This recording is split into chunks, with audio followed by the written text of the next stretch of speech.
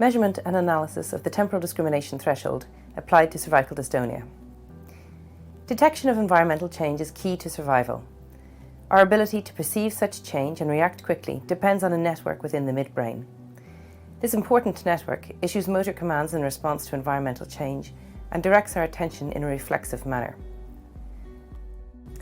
The term temporal discrimination describes a person's ability to discriminate or perceive rapid changes in their environment.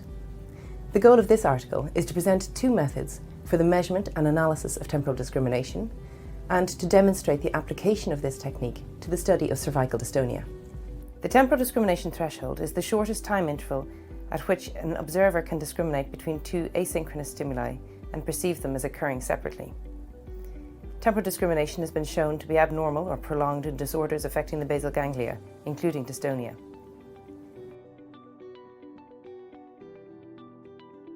Dystonia is the third most common movement disorder after Parkinson's disease and essential tremor. It is characterised by sustained or intermittent muscle contractions, causing abnormal, often repetitive movements or postures. The pathogenesis of cervical dystonia remains unknown. Dystonia can affect any part of the body.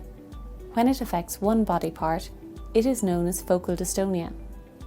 Dystonia affecting the neck muscles is known as cervical dystonia and is the most common form of adult-onset focal dystonia.